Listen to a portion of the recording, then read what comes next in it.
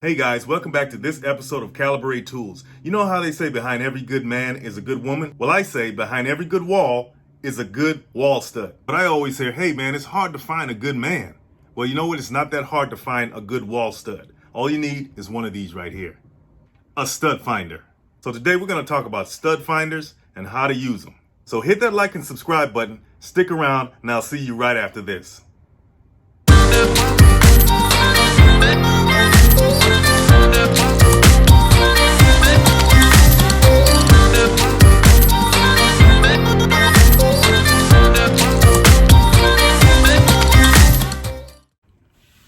Okay, so you finally get to hang that big, beautiful piece of art on your walls that cost you $1 million at the art gallery. Or you finally got that guy, that significant other, or whoever, to hang that box shelf that you couldn't wait to hang up. Or you just got this brand new wall-mounted TV for the office. So if you want to make sure your heavier picture frames, shelves, or wall-mounted TVs don't come crashing down in case of an earthquake or something, just like we had here last night, find a wall stud to hang them on. Now, stud finders generally fall into two categories, electronic and magnetic. Now, electronic stud finders came on the scene around the 1980s, and it was said to be designed by a guy named Robert Franklin. Today's stud finders could even detect wood, metal, and even the electrical current that runs through the wiring that's connected to the wood or stud in the wall. Now, aside from detecting the electrical current that's running through the wiring that's connected to a wall stud, electronic stud finders can also measure the electrical properties of a wall to determine where the wall becomes denser or thicker. That indicates that a stud might be right in that spot. Now, if you go to any major home improvement store or hardware store, you'll find that most of the stud finders there are electronic. People love electronic stud finders. Why? Because of the features that they have.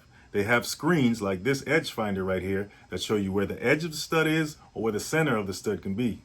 So that's why they love electronic stud finders, among other things. The display on these things are pretty accurate, and that's a very good selling point for electronic stud finders. That's why people love them, and that's why the stores are stocked with them. You hardly find magnetic stud finders, even though they are out there. Did I say people love them?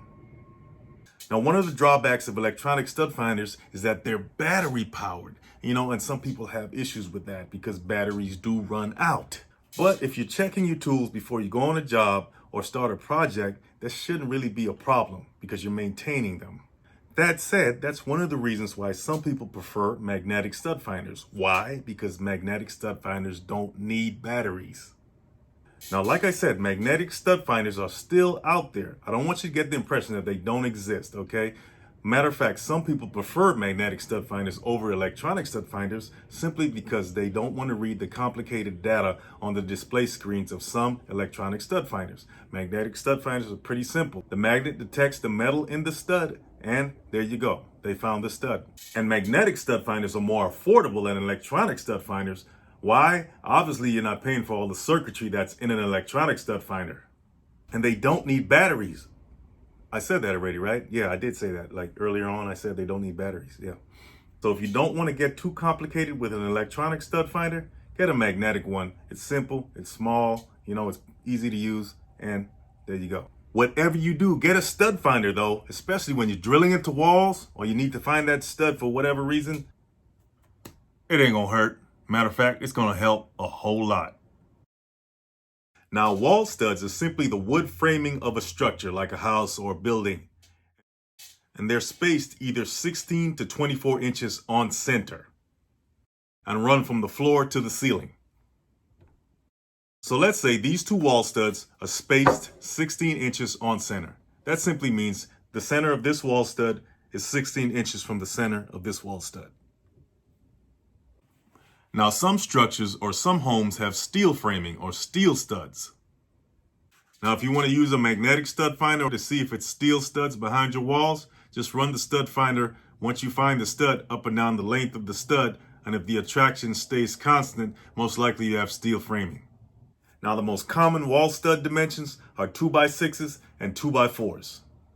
Now, your standard wall height in a home is about 8 feet. So your wall studs are going to be about 7.7 feet. And if your walls are about 9 feet, your wall studs are going to be about 8.7 feet high. Okay, so let's go find some studs with our electronic edge finder here and see how this thing works out. Okay, so here we have a Zircon edge finder, which is a type of electronic stud finder. As you can see, it has the display screen, which is typical of electronic stud finders. It also has a switch that can toggle between what's called stud scan and deep scan. So what's the difference between stud scan and deep scan? Well, stud scan mode can detect the edges of metal or wood up to about 3/4 of an inch deep, while deep scan can double that penetration to about 1.5 inches deep. Okay, guys, we're going to try out our stud finder here. But before we do that, I just want to let you know that there's a crease running up and down the length of the wall right here, okay, from top to bottom. And when you see a crease like that, that usually means that two drywall slabs meet on center on a stud. Okay, so we know right here there's a stud, okay? So when we run our stud finder and we find the other stud, because as you know, it can be 16 inches on center or 24 inches on center. So let's see what happens. So I got it in stud scan mode, and I'm going to place it on the wall. And let's run.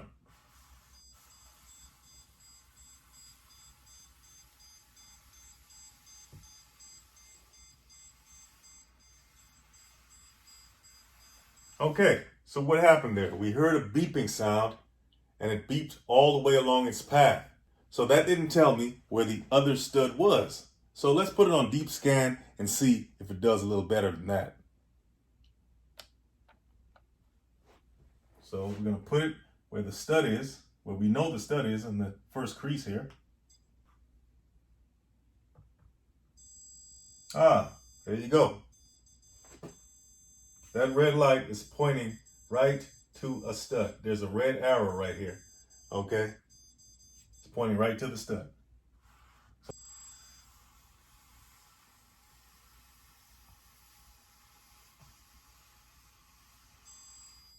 Ah, there you go. So now we see that deep scan gives a much better reading on where the studs are. And possibly the stud scan, hey, the 3/4 of an inch depth wasn't deep enough to detect the stud. But when we put it in deep scan, that 1.5 inch deep penetration detected the studs with no problem. So here's a closer look at what's going on with the stud finder. As you can see, that's the crease that we were talking about. And when we bring our stud finder to that crease, which indicates there's a stud there, there you go. Deep scan detected the stud with no problem. Then when we run it across, you don't see a stud until you get right here.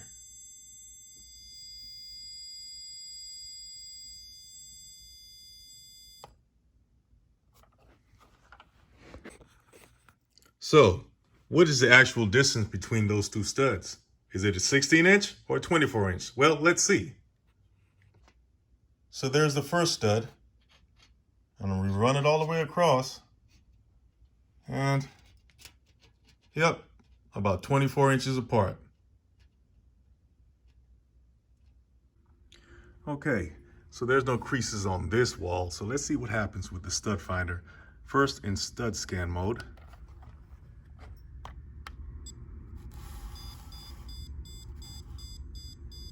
Okay, we see it's beeping at that spot. Let's continue on and see if it still beeps. Yep, just like the last wall, stud scan mode just continues to beep. So let's put it in deep scan mode and see what happens when we go back the other way. Ah, deep scan mode never fails again.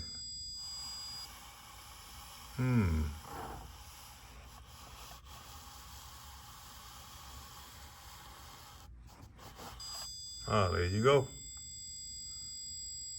Right there. Okay, guys, I showed you how an electronic stud finder works. But a magnetic stud finder is pretty simple. It just uses magnets to detect the metal like screws or nails in studs.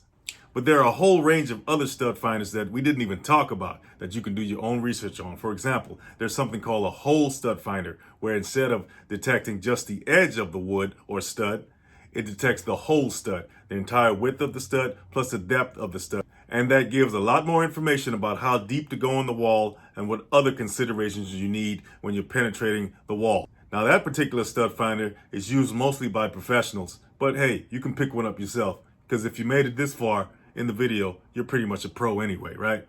Just like the electronic edge finder I used on the wall just now, hey, they got electronic center finders which detect the centers of the stud as well. Then they have what's called an instant stud finder, which is different from an electronic stud finder or a magnetic stud finder, because you don't even have to move it around the wall. You just place it on the wall and it does its thing.